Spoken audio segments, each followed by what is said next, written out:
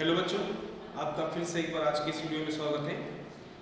आज के इस वीडियो में हम आपकी जो बाल राम कथा है उस बुक में से जो अगला पाठ है, पाठ छठा, जिसका नाम है दंडक वन में 10 वर्ष, ये पाठ आज के इस वीडियो में हम पढ़ेंगे। पिछले वीडियो में हमने देखा था कि चित्रकूट में भरत, ये पाठ हमने पढ़ा, उसमें देखा कि भरत जिस तरह से राम के पास चित्रकूट में आए यह मनाने के लिए कि चलिए आप ही राजगद्दी संभालिए, परंतु राम ने भरत से कहा कि नहीं, मुझे पिताजी ने जो वचन दिया है, जो वरदान रानी कैकेयी को दिया था, उस वचन का मुझे पालन करना होगा। जैसे कि सूर्य ठंडा हो सकता है, हिमालय शीतल न रहेगा, लेकिन मैं अपने वचन से नहीं हटूंगा। इन बातों से राम ने भरत से कहा कि आप जाइए। पिताजी ने कहा था कि मैं 14 वर्ष वनवास में जाऊं और आप राजगद्दी संभालेंगे, तो उसी वचन को मैं पिताजी की पूरा करूंगा। पिताजी हमारे नहीं रहे, पर उस वचन को मैंने नहीं तोड़ूंगा, ऐसा कहकर तो अंत में भरत ने राम से आग्रह किया कि आप मुझे आपकी जो 52 पादुका है वो दे दीजिए, तो मैं यहाँ से जाऊँगा। तो अंत में राम ने भरत का आग्रह स्वीकार किया और फिर वो अयोध्या को उन्होंने वहाँ से विदा किया। इस तरह से कहानी उस वीडियो में हमने देखी थी, भरत चित्रकूट में भरत में। आज हम देखेंगे कहानी आगे किस तरह से बढ़ी है, राम का वनगमन किस तरह से रहा, दंडक वन में 10 वर्ष किस तरह से वो निकाले, वो आज के इस वीडियो में हम देखने वाले हैं। तो आप अपनी बुक खोल के बैठिए, इस वीडियो को अंत तक जरूर देखिए और बुक खोल के बैठने से आपको ये पाठ आसानी से समझ में आएगा। ठीक है, तो हम शुरू करते हैं। जो हमारा अगला पाठ है, इसका नाम है दंडक वन में 10 वर्ष। ये पाठ आज के इस वीडियो के माध्यम से हम शुरू करेंगे।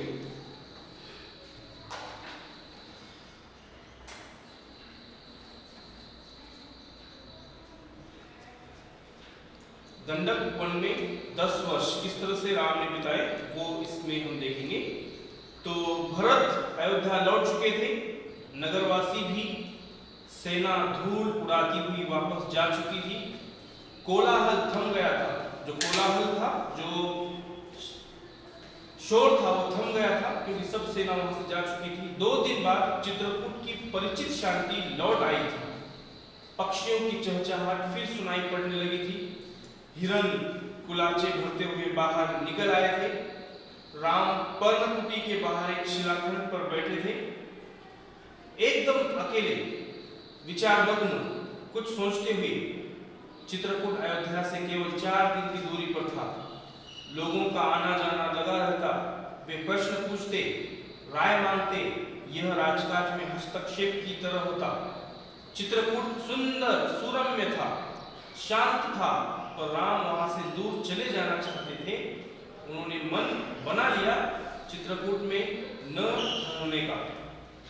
इसका एक कारण और था, वहां रहकर तपस्या करने वाले ऋषि मुनियों का निर्णय। राम लक्ष्मण ने उस वन से राक्षसों का सफाया कर दिया था। अब तपस्या में कोई बाधा नहीं थी, लेकिन मुनिगण वन छोड़ना चाहते थे। कुछ राक्षस मायावी थे। जब तक आग धमकते थे, जब आग धमकते थे, यज्ञ में बाधा डालते थे। तीनों वनवासी मुनि अत्रि से विदा लेकर चल पड़े दंडक वन की ओर। चित्रकूट छोड़ दिया। दंडकारण्य घना था, पशु पक्षियों और वनस्पतियों से परिपूर्ण। इस वन में अनेक तपस्वियों के आश्रम थे, लेकिन राक्षस भी कम नहीं थे। वे ऋषि मुनियों को कष्ट देते थे, अनुष्ठानों में विघ्न डालकर। राम को देखकर मुनिगण बहुत प्रसन्न हुए। मुनियों ने राम का स्वागत करते हुए कहा, आप उन दुष्ट मायावी राक्षसों से हमारी रक्षा करें, आश्रमों को अपवित्र होने से बचाएं। सीता दैत्यों के संहार से संबंध में दूसरी तरह सोच रही थी। वे चाहती थी कि राम अकारण राक्षसों का वध न करें, उन्हें न मारे जिन्होंने उनका कोई अहित नहीं किया है। राम ने उन्हें समझाया, सीते, राक्षसों का विनाश ही उचित है। वे मायावी हैं, मुनियों को कष्ट पहुंचाते हैं, इसलिए मैंने ऋषियों की रक्षा की प्रतिज्ञा की है। राम, लक्ष्मण और सीता दंडकारण्य में 10 वर्ष रहे। स्थान और आश्रम बदलते हुए वे शरभंग मुनि के आश्रम पहुंचे। आश्रम में बहुत कम तपस्वी बचे थे, सभी निराश थे। उन्होंने राम को हड्डियों का ढेर दिखाकर कहा, राजकुमार, ये ऋषियों के कंकाल हैं जिन्हें राक्षसों ने मार डाला है। अब यहाँ रहना असंभव है। सुतीक्ष्ण मुनि ने भी राम को राक्षसों के अत्याचार की कहानी सुनाई। मुनि ने ही राम को अगस्त्य ऋषि से भेंट करने की सलाह दी। विंध्याचल पार करने वाले वही पहले ऋषि थे। मुनि ने राम को गोदावरी नदी के तट पर जाने को कहा। उस स्थान का नाम पंचवटी था। वनवास का शेष समय दोनों राजकुमारों और सीता ने वहीं बिताया। पंचवटी के मार्ग में राम को एक विशालकाय गिद्ध मिला, जटायु जिसका नाम था। सीता उसका स्वरूप देखकर डर गई। लक्ष्मण ने उससे मायावी राक्षस समझा। वे धनुष उठा ही रहे थे कि जटायु ने कहा, हे राजन, मुझसे डरो मत, मैं तुम्हारे पिता का मित्र हूं, वन में तुम्हारी सहायता करूंगा। आप दोनों बाहर जाएंगे तो सीता की रक्षा करूंगा। राम ने जटायु को धन्यवाद दिया, उन्हें प्रणाम करके आगे बढ़ गए। पंचवटी में लक्ष्मण ने बहुत सुंदर कुटिया बनाई, कुटिया की झोपड़ी बनाई, मिट्टी की दीवारें खड़ी की, बांस के खंभे लगाए, कुश और पत्तों से छप्पर डाला।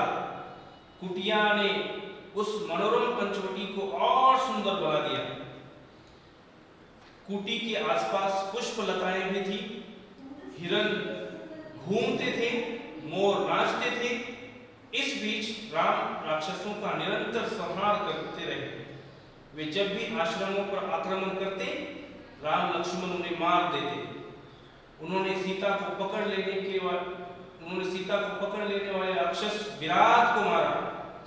वन में राक्षसों का अस्तित्व लगभग मिटा दिया। तपस्वी शांति से तप करने लगे। एक दिन राम, लक्ष्मण और सीता कुटी के बाहर बैठे हुए थे। लता कुंजों को निहारते, उनके सौंदर्य पर मुग्ध होते। तभी लंका के राजा रावण की बहन शूर्पणखा वहां आई। शूर्पणखा जो रावण की बहन है, जो लंका का राजा है, तो राम को देखकर वह उन पर मोहित हो गई। उसने स्वयं को पानी में देखा, विकृत चेहरा, मुंह पर झुर्रियां। वह बूढ़ी थी पर राम के मुंह में आसक्त, उन्हें पाना चाहती थी। उसने माया से सुंदर स्त्री का रूप बना लिया। शूर्पणखा राम के पास गई, उनसे बोली, हे रूपराज, मैं तुम्हें नहीं जानती पर तुमसे विवाह करना चाहती हूं। तुम मेरी इच्छा पूरी करो, मुझे अपनी पत्नी स्वीकार करो। ऐसा उस रावण की बहन, जो लंका का राजा रावण, उसकी बहन शूर्पणखा ने आकर राम से विनती की कि आप मेरी इच्छा पूरी कीजिए, मैं आपसे विवाह करना चाहती हूँ, आप मेरी इच्छा पूरी करो। ऐसा आकर उसने कहा। तो फिर राम उस शूर्पणखा की इच्छा स्वीकार करते हैं या नहीं कहते हैं, क्या उसको किस तरह से जवाब देते हैं, किस तरह से उसको वहाँ से जाने के लिए कहते हैं, ये सब कहानी फिर अगले वीडियो में हम देखेंगे। आज के लिए हम यहीं तक रुकते हैं। अगले वीडियो में हम देखेंगे कहानी किस तरह से आगे बढ़ती है, वो आज के इस वीडियो में हम कल अगले वीडियो में हम देखेंगे। आज जहाँ तक हमने पढ़ा है, दंडक वन में 10 वर्ष, ये पाठ हमने यहाँ तक आज के लिए पढ़ा है।